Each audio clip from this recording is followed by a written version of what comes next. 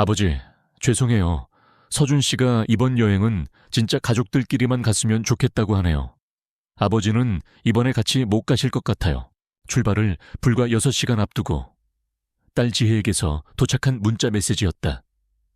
나는 거실 한가운데에 서서 잘 닫힌 여행 가방과 나란히 놓인 내 여권을 멍하니 내려다보았다.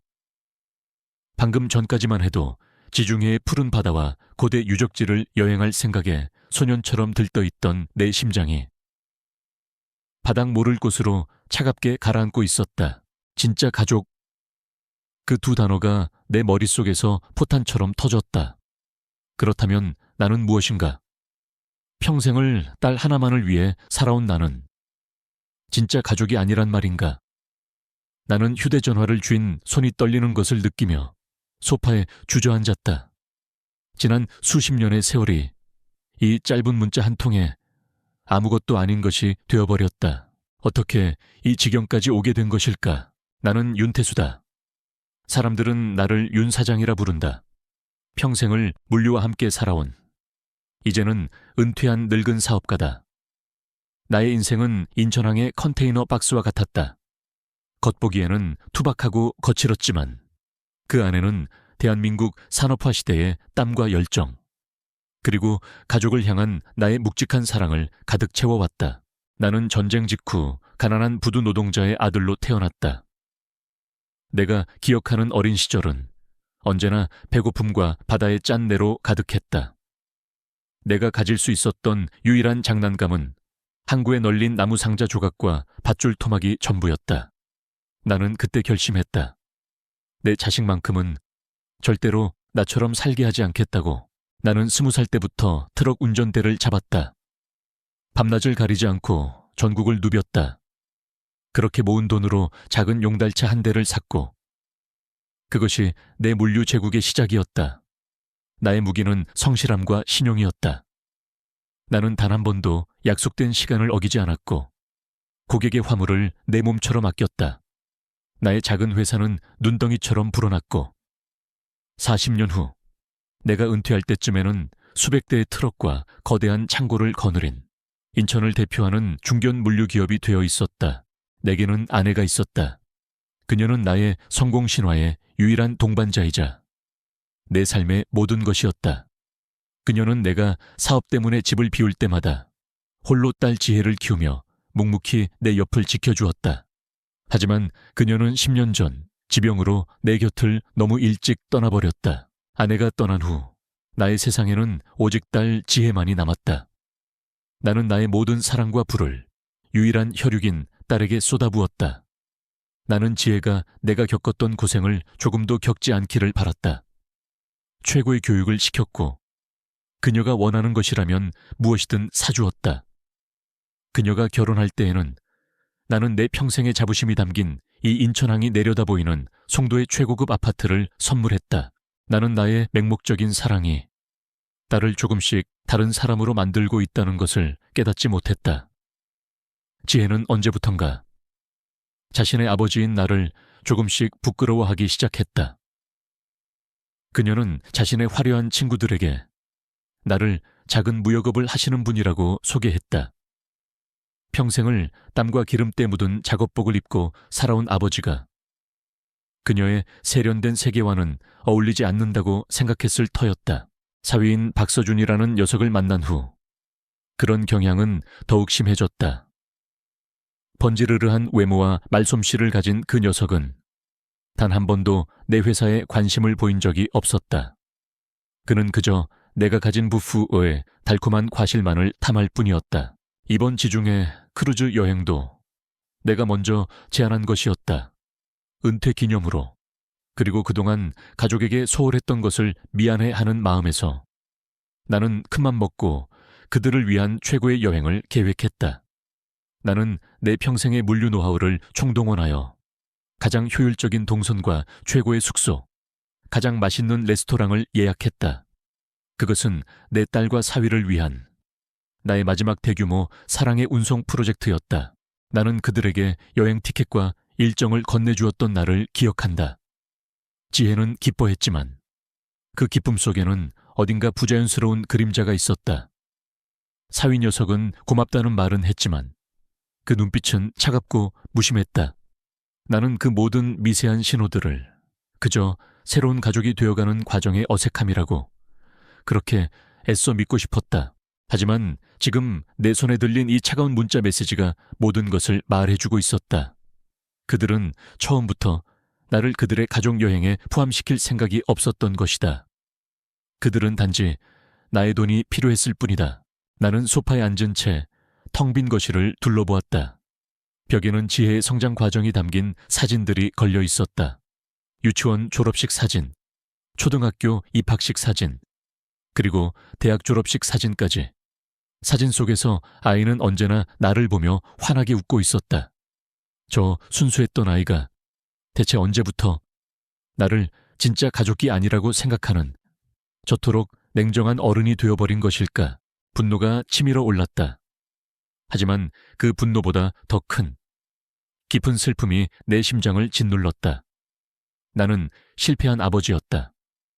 나는 내 딸에게 세상을 다 주는 데는 성공했지만 정작 세상에서 가장 중요한 것, 즉 사람에 대한 존중과 사랑의 가치를 가르치는 데는 처참하게 실패했던 것이다. 문 옆에 세워져 있던 내 여행 가방이 나의 어리석음을 비웃는 듯했다. 식탁 위에 놓인 여권과 비행기 티켓은 이제 쓸모없는 종이 조각이 되어버렸다. 내 안에서 무언가가 무너져 내리고 있었다. 하지만 동시에 다른 무언가가 차갑게 솟아나고 있었다. 평생을 물류업계에 거친 파도와 싸워온 나의 생존 본능이었다. 문제는 발생했다. 감상에 젖어 있을 시간은 없었다. 이제는 상황을 분석하고 손실을 계산하고 그리고 방역 계획을 세워야만 했다. 나는 내 휴대전화에 뜬 그 잔인한 문자 메시지를 다시 한번 내려다보았다. 그리고 그 아래 확인 버튼을 눌렀다. 너희가 보낸 메시지 잘 받았다는 뜻이었다. 나는 창밖으로 수많은 컨테이너를 실은 거대한 화물선들이 인천항을 빠져나가는 모습을 바라보았다. 모든 운송에는 목적지가 있기 마련이다. 그리고 목적지에서 거부당한 화물은 발송인에게로 되돌아오는 법이다.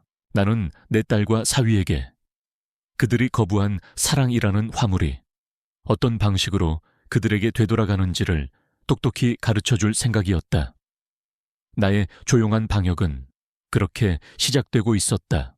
여행 출발일이었던 그날이 지나고 며칠의 시간이 흘렀다.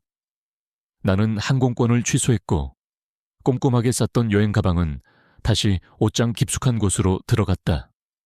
내 아파트는 다시 일상의 고요함을 되찾았지만 그 고요함은 이전과 달랐다.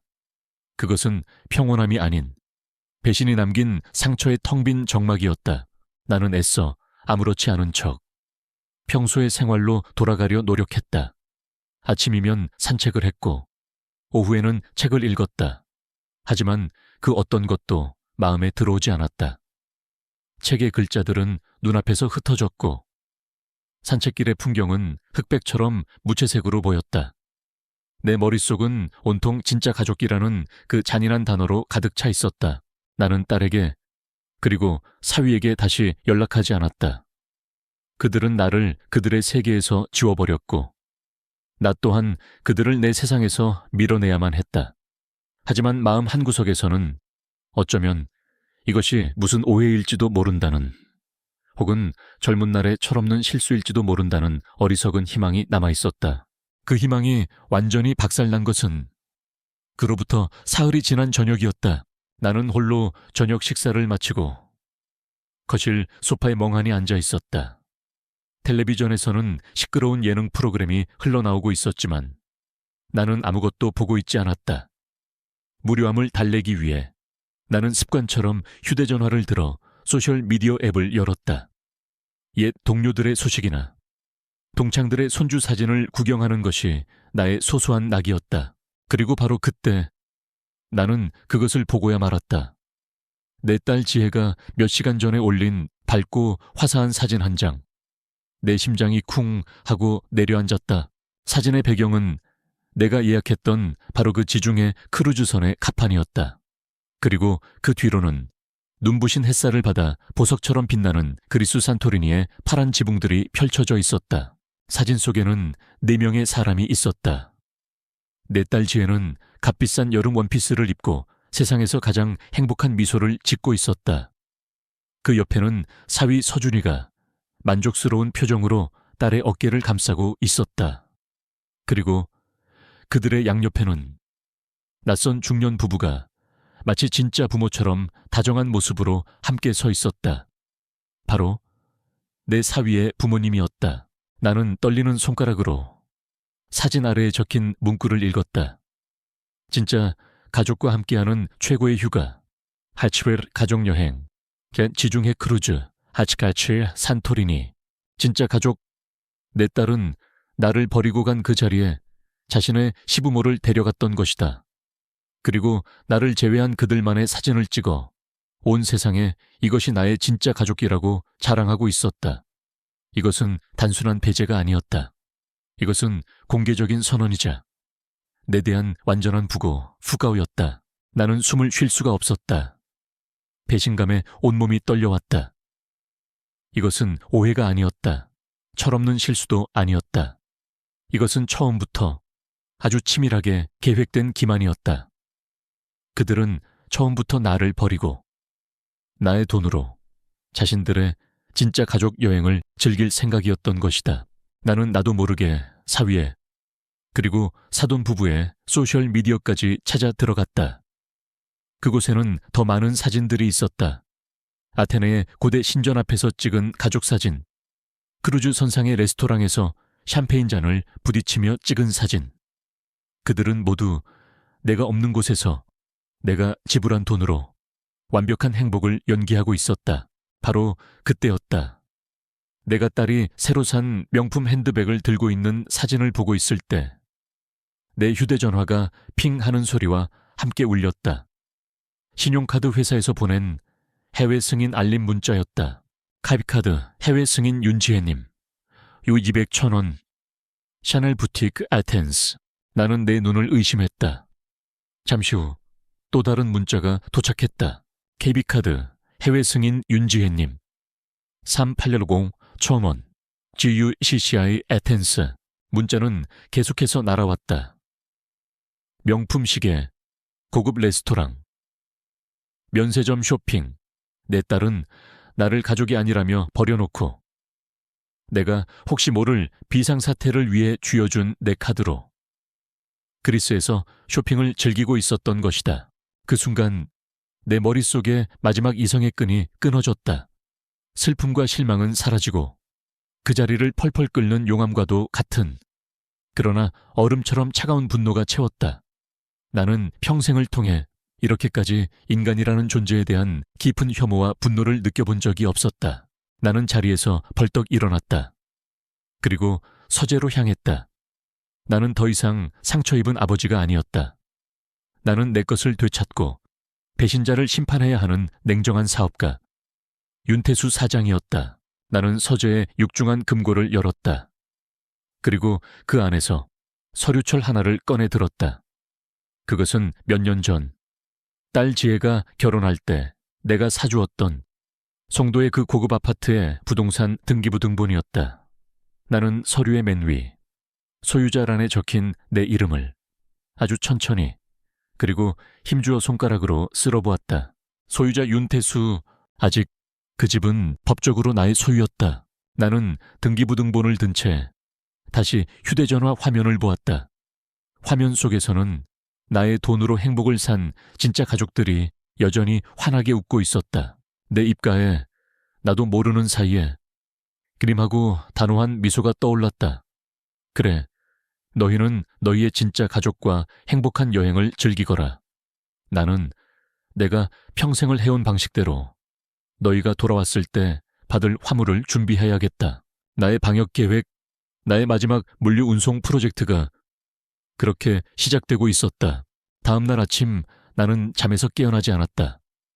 밤새 소셜미디어에 올라온 그 사진들을, 내 딸과 사위, 그리고 진짜 가족이라는 그들의 행복한 모습을 수백 번이고 들여다보며 뜬 눈으로 밤을 새웠다. 분노는 어느새 가라앉고 그 자리에는 거대한 배신감과 함께 왜라는 질문이 또아리를 틀고 있었다. 나는 마지막 확인이 필요했다. 내 딸의 입에서 직접 그 이유를 들어야만 했다. 그것은 이 길고 끔찍한 관계에 대한 나 스스로를 위한 마지막 예의이자 내가 앞으로 내릴 결정에 대한 정당성을 부여하는 절차였다. 나는 시차를 계산했다. 지금 한국은 아침 9시, 그리스는 새벽 2시. 지금은 아니었다. 나는 기계처럼 몸을 움직여 아침을 차리고 신문을 읽었다. 하지만 단 한 글자도 눈에 들어오지 않았다. 나는 기다렸다. 내 인생에서 가장 길고 고통스러운 몇 시간을 마침내 한국 시간으로 오후 3시, 그리스는 아침 8시가 되었을 때 나는 딸 지혜에게 전화를 걸었다. 비싼 국제전화 연결음이 마치 멀고 먼 다른 세상으로 나를 이어주는 소리처럼 아득하게 들렸다. 4번의 신호음이 울린 후 딸이 전화를 받았다. 목소리는 잠이 덜 깬 듯했지만 명랑했다. 아빠, 웬일이세요? 이 시간에 그 목소리에는 자신들이 저지른 짓에 대한 일말의 죄책감도 미안함도 담겨있지 않았다. 그 천진난만한 무심함이 내 가슴을 더욱 아프게 찔렀다. 나는 내 안의 모든 감정을 억누르고 최대한 평온한 목소리를 냈다. 그래, 나다. 여행은 즐거우냐? 네, 그럼요. 여기 정말 좋아요. 천국 같아요. 딸의 목소리 너머로 시끄러운 웃음소리와 함께 사위 녀석의 목소리가 들려왔다. 누구야? 자기 장인어른 이 아침부터. 나는 본론으로 들어갔다. 지혜야. 내 소셜미디어에 올린 사진들을 봤다. 아주 즐거워 보이더구나. 아, 그거요. 딸의 목소리가 순간 당황으로 굳어졌다. 그냥 다들 잘 나왔길래 올린 거예요. 사진에 내 시부모님도 함께 계시더구나. 아, 네. 저희가 여행 온 김에 아버님 어머님도 그리스에 오시라고 했어요. 다 같이 보면 좋잖아요. 그녀는 뻔뻔하게 거짓말을 했다. 나는 더 이상 빙빙 돌리지 않았다. 사진 설명에 진짜 가족과 함께하는 휴가라고 적었더구나. 그게 무슨 뜻인지 아비에게 설명해 줄 수 있겠니? 내 날카로운 질문에 수화기 너머에서는 잠시 침묵이 흘렀다. 잠시 후 딸의 목소리는 이전의 명랑함을 완전히 잃고 차갑고 방어적으로 변해 있었다. 아버지, 그건 그냥 서준 씨가 그렇게 쓰자고 해서 박서준이 시켰다고 너는 네 아비를 진짜 가족이 아니라고 말하는 것에 아무런 거리낌도 없었다는 말이냐. 그런 뜻이 아니잖아요. 딸의 목소리가 날카로워졌다. 아버지, 제발 좀 저희가 설명할게요. 그러니까 설명할 필요 없다. 나는 그녀의 말을 잘랐다. 나는 네 변명을 들으려고 전화한 것이 아니다. 나는 이유를 너의 진심을 듣고 싶을 뿐이다. 그리고 내 신용카드로 아테네에서 명품 쇼핑을 한 이유도 내 마지막 말에 그녀는 더 이상 거짓말을 할 수 없다는 것을 깨달은 듯했다. 잠시 후 그녀의 입에서 내 평생을 부정하는 잔인한 진심이 흘러나오기 시작했다. 그녀는 더 이상 나를 아버지라고 부르지 않았다. 솔직히 말할게요. 그녀의 목소리는 차가웠다. 서준 씨 말이 맞았어요. 당신은 너무 부담스러워요. 부담스럽다. 그 한마디가 내 심장에 박혔다. 당신은 언제나 모든 것을 너무 무겁고 진지하게 만들잖아요. 당신의 희생, 당신의 기대, 그런 것들이 우리를 숨막히게 한단 말이에요. 서준 씨 부모님은 안 그래요. 그분들은 그냥 인생을 즐길 줄 아시는 분들이라고요. 우리를 귀찮게 하는 감정적인 짐 같은 걸 지우지 않아요. 감정적인 짐. 내가 내 딸에게 주었던 사랑과 헌신이 그녀에게는 그저 무거운 짐이었을 뿐이었다. 나는 내가 평생을 바쳐지어 올린 사랑의 집이 실은 내 딸에게는 벗어나고 싶은 감옥이었다는 사실을 이제야 깨달았다. 나는 내 딸을 키운 것이 아니었다. 나는 나의 외로움을 달래기 위해 내 딸에게 사랑이라는 이름의 족쇄를 채운 이기적인 아비였을 뿐인지도 모른다. 그리고 돈 문제는요. 그녀는 계속해서 말했다. 그건 당신이 우리에게 빚진 거예요. 당신은 평생 일만 하느라 우리에게 제대로 된 아빠였던 적이 없잖아요. 그 돈은 당신이 하지 못했던 아빠 노릇에 대한 보상이라고 생각하세요. 나는 더 이상 아무 말도 할 수 없었다. 내 안에서 내 딸 지혜를 향한 마지막 남은 애정과 연민이 산산조각이 나며 먼지처럼 흩어지는 것을 느꼈다. 밧줄이 끊어졌다. 평생 동안 나를 옭아매고 있던 아버지라는 이름의 밧줄이 나는 아주 오랫동안 침묵하다가 마침내 입을 열었다. 내 목소리는 나도 놀랄 만큼 평온하고 고요했다. 그래, 이제 잘 알겠다. 나는 더 이상 아무것도 묻지 않았다. 모든 것을 알게 되었으니까 내 말대로 더 이상 너에게 감정적인 짐이 되지 않음마. 나는 그녀에게 마지막 인사를 건넸다. 남은 여행, 너의 그 진짜 가족들과 함께 즐겁게 하거라. 나는 그녀가 무언가 대답하기 전에 전화를 끊었다. 나는 한참 동안이나 꺼진 휴대전화 화면을 내려다보았다. 눈물이 나지 않았다. 이상하게도 마음이 가벼웠다. 평생 동안 내 어깨를 짓누르던 무거운 책임감과 부채의식이 거짓말처럼 사라져 버렸다. 나는 이제 자유였다. 나는 자리에서 일어나 내 서재로 향했다. 더 이상 감상에 젖어 있을 시간은 없었다. 감정의 계정은 이제 막 완벽하게 정리되었다. 이제는 비즈니스의 계정을 정리할 시간이었다. 나는 책상에 앉아 깨끗한 노트 한 권을 펼쳤다.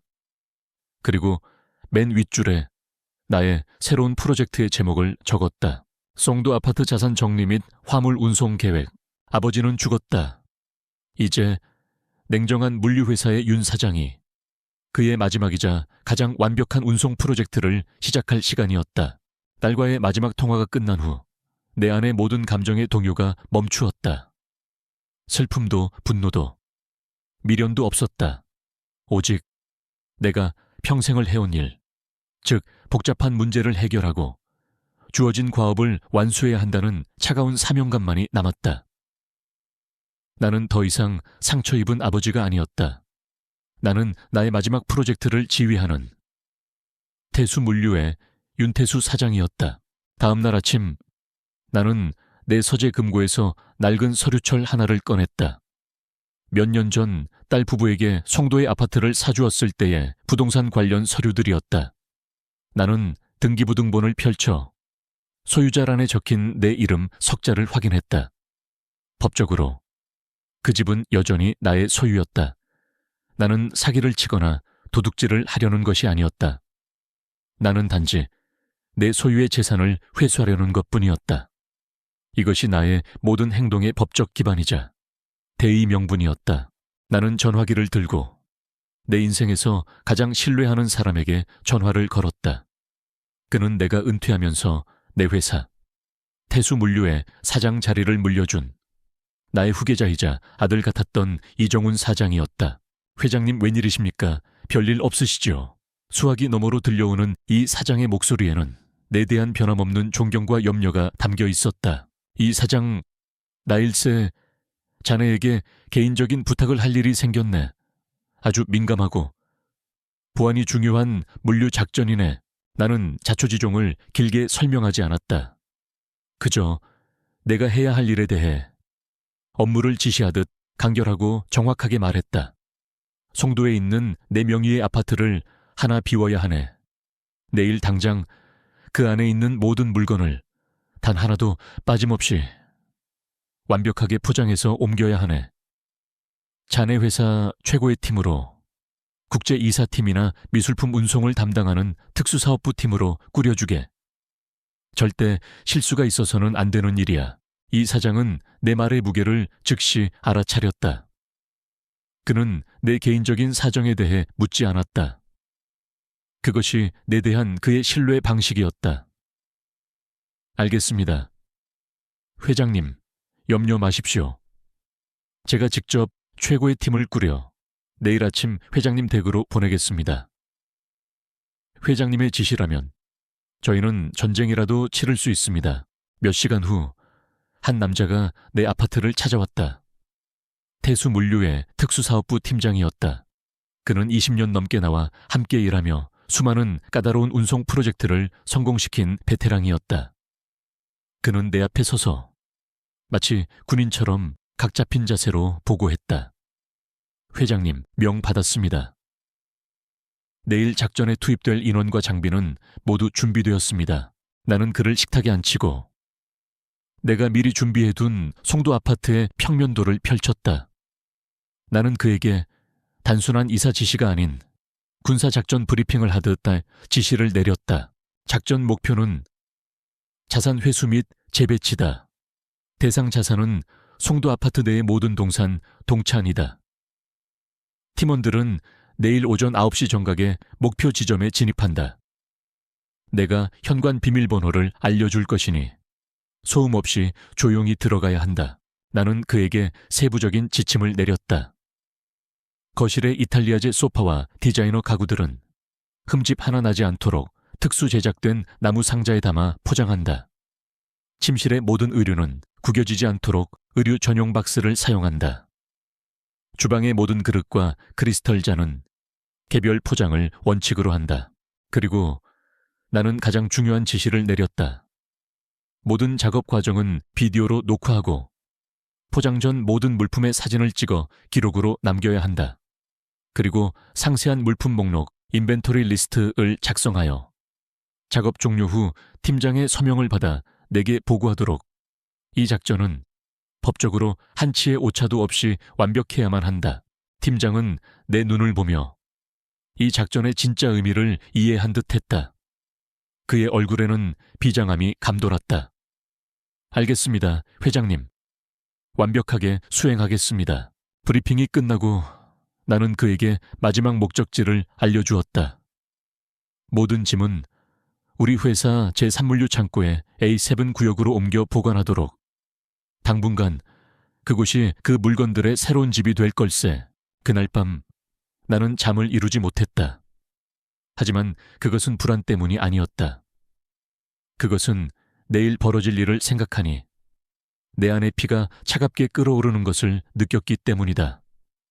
내 딸과 사위가 내게 주었던 모욕감, 그리고 내가 그들에게 퍼부었던 맹목적인 사랑에 대한 후회, 그 모든 감정이 이 마지막 프로젝트를 완수하려는 강철 같은 의지로 변해가고 있었다.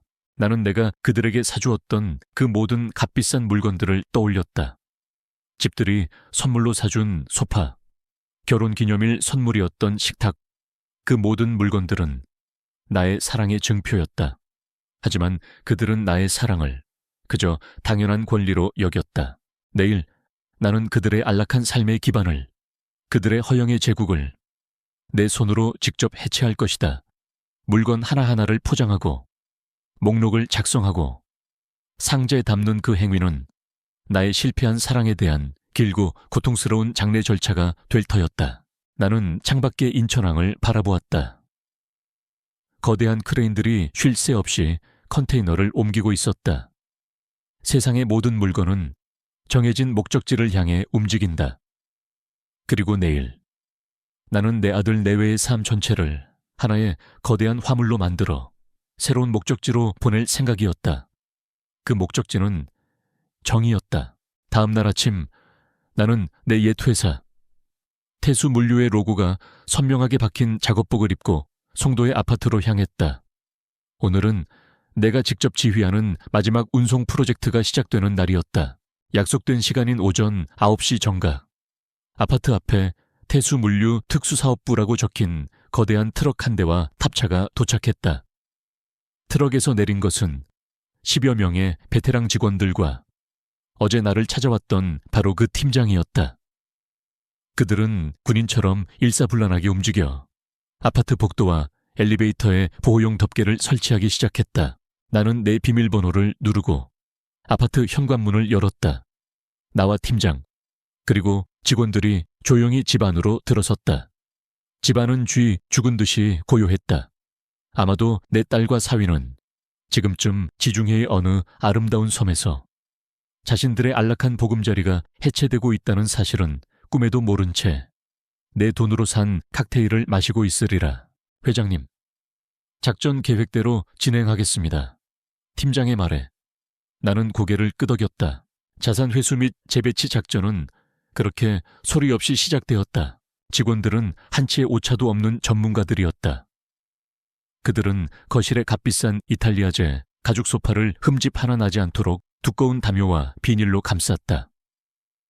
벽에 걸려있던 내가 누군지도 모르는 현대 작가의 추상화는 미술품 전용 특수 상자에 담겼다.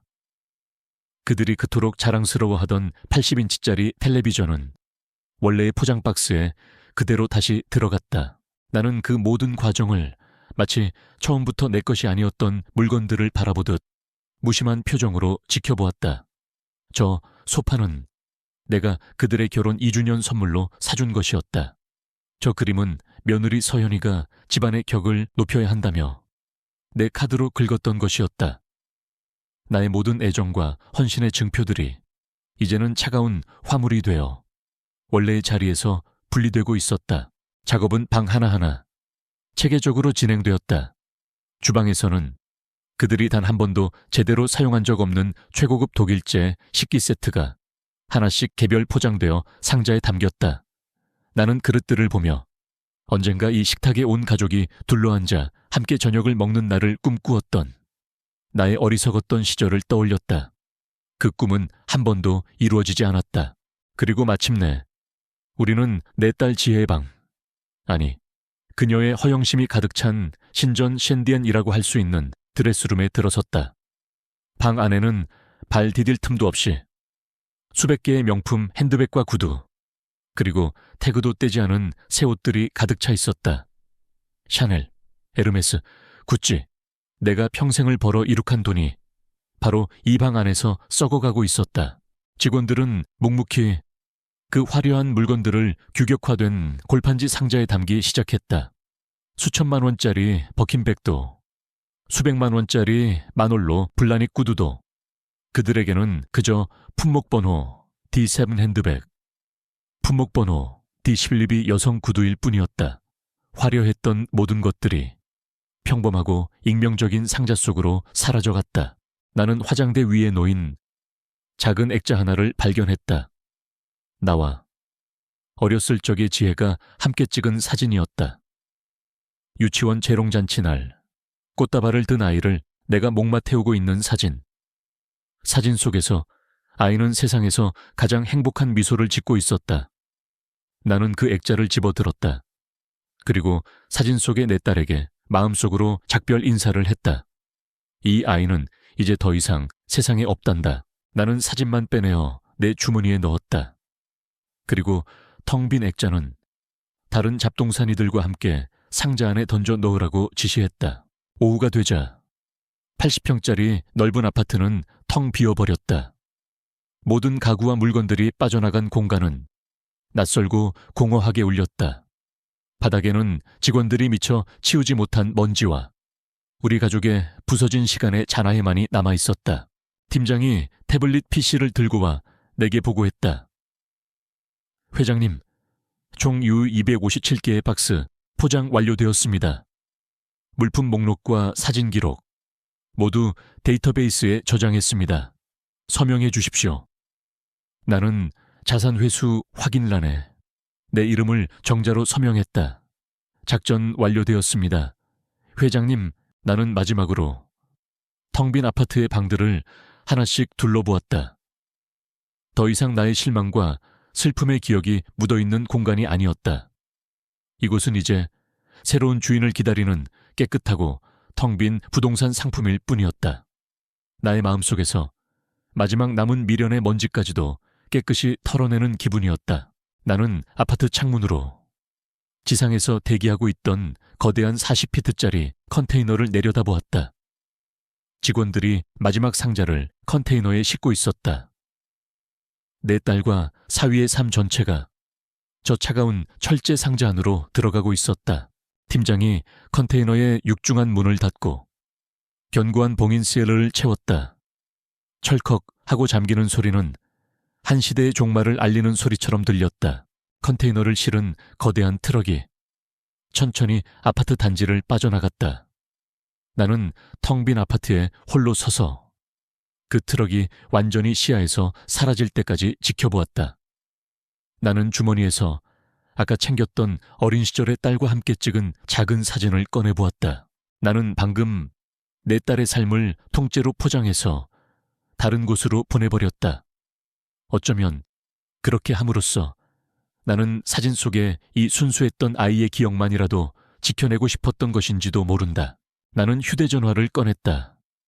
내가 전화를 건 곳은 더 이상 내 딸의 번호가 아니었다. 나는 이미 조사해둔 송도 지역 최고의 부동산 중개인의 번호를 눌렀다. 네, 여보세요. 나 윤태수요. 나는 말했다. 송도 더샵 퍼스트월드 68평형 매물로 내놓으려고 하오. 집은 지금 막 비었소. 언제든지 입주 가능하니 급매로 진행해 주시오. 작전이 끝난 다음 날 나는 내 옛 회사의 사무실, 이제는 이정훈 사장의 집무실이 된 바로 그곳에 앉아 있었다. 이 사장과 특수사업부 팀장은 내 앞에 서서 작전의 최종 결과를 보고하고 있었다. 회장님, 어제 송도 아파트의 모든 자산 회수 및 포장 작업은 완벽하게 종료되었습니다. 총 257개의 박스, 현재 인천항 제3물류 창고 A7 구역에 안전하게 보관 중입니다. 이제 이 화물의 최종 목적지를 지시해 주십시오. 장기 보관 창고로 이관할까요? 나는 말없이 대한민국 전도가 그려진 커다란 지도를 책상 위에 펼쳤다. 그리고 나의 손가락은 수도권의 화려한 불빛에서 한참이나 떨어진 남서쪽의 한적한 지점을 가리켰다. 이 화물의 최종 목적지는 여기가 될 걸세. 팀장과 이 사장은 고개를 갸웃하며 내 손가락이 가리키는 곳을 들여다보았다. 회장님, 여기는 전라남도 한평이 아닙니까? 작은 농촌 지역인데 이만한 대형 화물을 보관할 시설이 마땅치 않을 겁니다. 가장 가까운 항구는 목포항입니다만 나는 그들의 의아한 시선을 받으며 내 계획의 마지막 단계를, 나의 가장 잔인하고 완벽한 복수를 설명하기 시작했다. 그곳이 내 사위 박서준의 고향, 녀석의 본가 벤지아가 있는 곳일세. 나는 차가운 미소를 지었다. 내 딸과 사위는 그들의 진짜 가족을 선택했네. 촌스러운 내 배경을 부끄러워했지. 그러니 나는 그들의 삶 전체를, 그들이 그토록 부정하고 싶어 했던 바로 그 뿌리로 되돌려 보내주려는 것뿐이야. 나는 구체적인 지시를 내렸다. 가장 빠른 육로 운송을 이용하지 말게. 가장 느리고 가장 저렴한 연안 해상 운송 루트를 이용하게. 인천항에서 컨테이너를 배에 실어 부산항을 거쳐 목포항으로 보내도록, 적어도 2주일 이상이 걸리도록 그들이 유럽에서 돌아올 시간과 비슷하게 맞춰야 하네. 그리고 화물이 목포항에 도착하거든 절대 배달하지 말게. 그저 화물 도착 통지서와 선화증권, 빌 오브 레이딩만 사돈댁 주소로 보내도록. 컨테이너는 항구에 그대로 둔 채 하루하루 창고료가 쌓이게 될 걸세. 그 화물을 찾고 짐을 내리고 시골집으로 운반하는 모든 통관과 운송 절차는 이제 온전히 그들의 책임이 될 테니. 내 계획을 모두 들은 이 사장과 팀장은 잠시 동안 아무 말도 하지 못했다. 그들의 얼굴에는 충격과 함께 늙은 사자의 지략에 대한 경외심이 떠오르고 있었다. 이것은 단순한 이사가 아니었다. 이것은 물류 전문가가 설계할 수 있는 가장 모욕적이고 완벽한 형태의 반품 처리였다. 알겠습니다. 회장님, 팀장이 비장한 표정으로 대답했다. 지시대로 완벽하게 처리하겠습니다. 컨테이너가 남쪽을 향한 느리고 긴 항해를 시작하는 동안 송도 아파트의 매각 절차는 놀라운 속도로 진행되었다. 내가 집을 내놓았다는 소식이 퍼지자마자 부동산에는 문의가 빗발쳤다. 근처 대학의 교수 부부가 현금 일시불이라는 파격적인 조건으로 내가 제시한 급매 가격 그대로 집을 사겠다고 나섰다. 나는 망설이지 않았다. 나는 그 자리에서 바로 계약서에 도장을 찍었다. 일주일 후 아파트의 소유권은 완전히 새로운 주인의 손으로 넘어갔다. 내 딸의 허영심 가득했던 삶의 무대는 이제 한 젊고 성실한 부부의 따뜻한 보금자리가 될 터였다. 나는 그 집을 팔면서 집의 의미에 대해 다시 생각했다. 나는 딸에게 값비싼 집 하우스는 사주었지만 진정한 가정홈을 만들어주는 데는 실패했다. 가정은 돈이나 인테리어로 만들어지는 것이 아니라 서로에 대한 존중과 사랑이라는 기초 위에 세워져야만 하는 것이었다. 집을 판 돈이 내 통장에 들어왔을 때 나는 아무런 기쁨도 느끼지 못했다. 그저 부실 채권을 정리한 후에 시원섭섭함만이 남았을 뿐. 시간이 흘렀다. 컨테이너는 어느덧 서해 바다 위를 유유히 항해하고 있었고 내 딸과 사위는 여전히 아무것도 모른 채 이탈리아와 스페인에서 찍은 행복한 사진들을 소셜미디어에 자랑하고 있었다. 그들의 발밑에서 그들의 세계가 통째로 사라지고 있다는 사실은 꿈에도 모른 채 나는 내 아파트에서 노트북으로 화물 추적 시스템에 접속했다. 화면의 지도 위에는 그들의 삶이 담긴 컨테이너를 상징하는 작은 붉은 점이 아주 느리게 남쪽으로 이동하고 있었다. 나는 그 화면을 잠시 바라보다가 새로운 인터넷 창을 열었다. 그리고 검색창에 내 인생의 새로운 목적지를 입력하기 시작했다. 강릉, 해변 카페 매물. 나는 더 이상 그들의 삶을 해체하는 일에만 매달리지 않을 것이다. 나는 이제 나 자신의 삶을 건설하기 시작해야 했다. 모든 화물에는 발송인과 수신인이 있기 마련이다. 나는 그들의 삶을 그들에게 되돌려 보냈다. 이제는 나 자신을 위한 새로운 화물, 즉 나의 미래를 계획할 시간이었다. 그들의 여행이 끝날 무렵 나의 새로운 여행도 시작될 터였다. 몇 주가 흘렀다.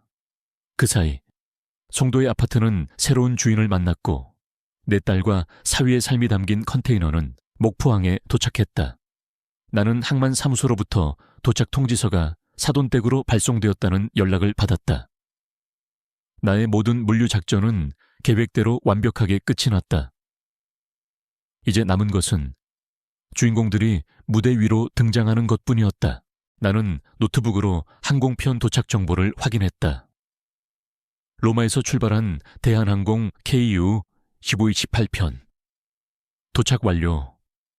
내 딸과 사위는 이제 대한민국 땅을 밟고 있을 터였다.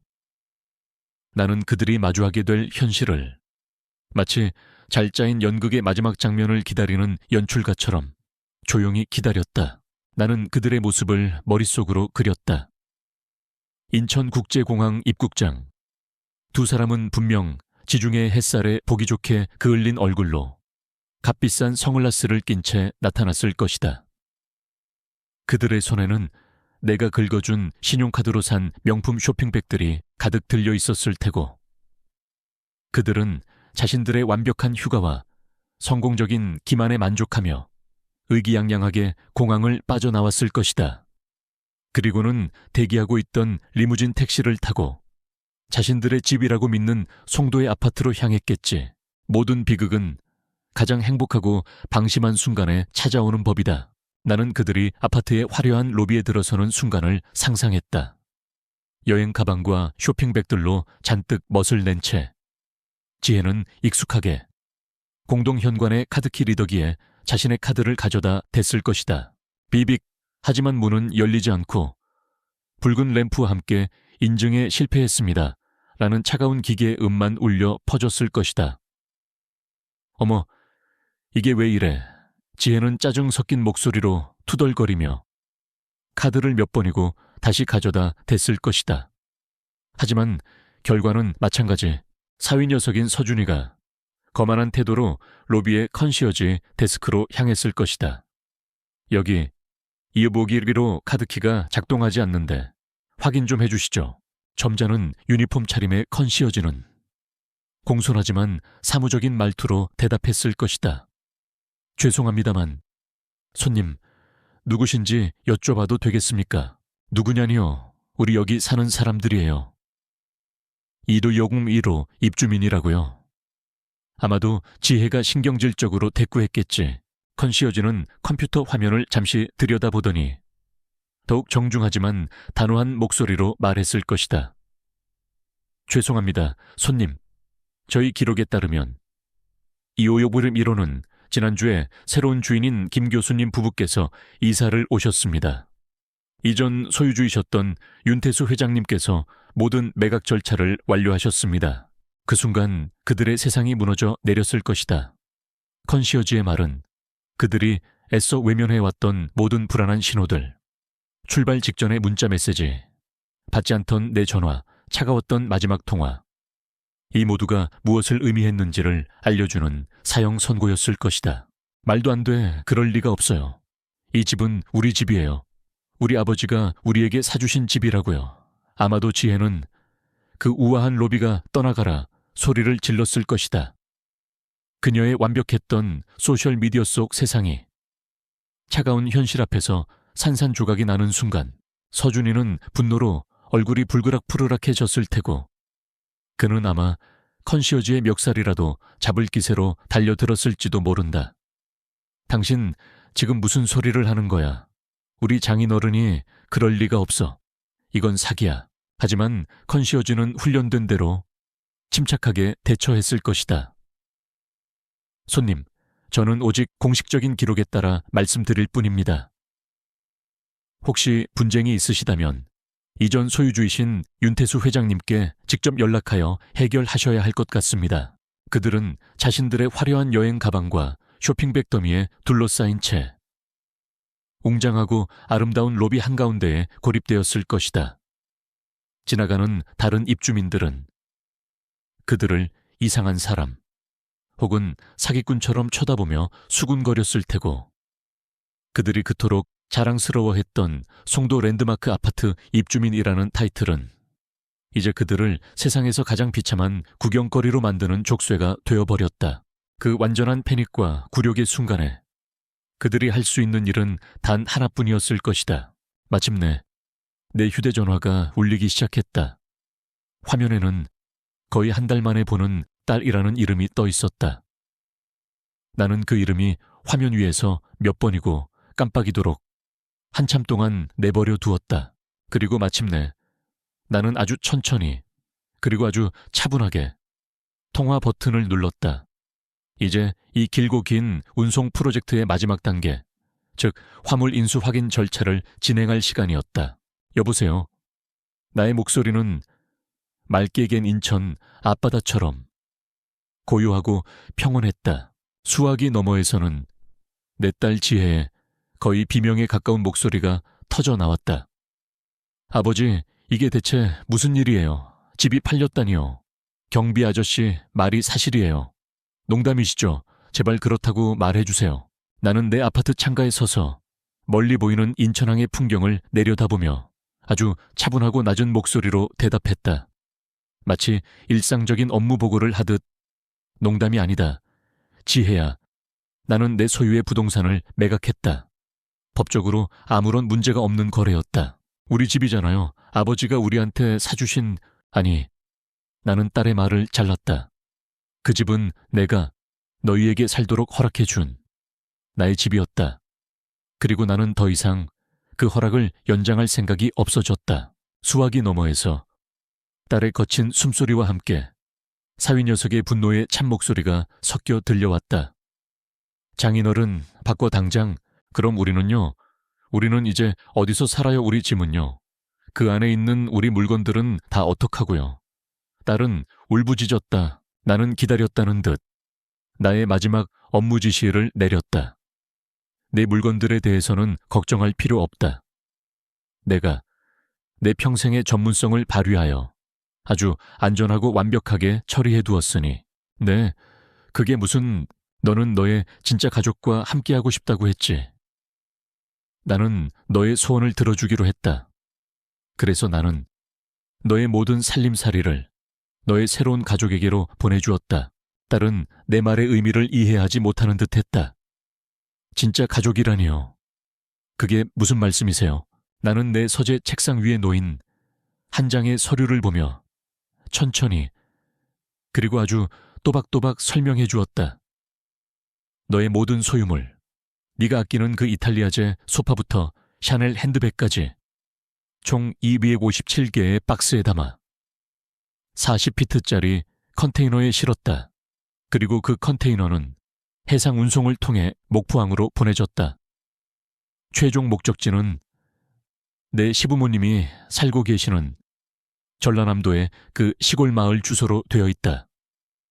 컨테이너는 어제 이미 목포항에 도착했고 아마 오늘쯤이면 내 시댁으로 화물 도착 통지서가 도착했을 게다. 수화기 너머에서는 완전한 침묵만이 흘렀다.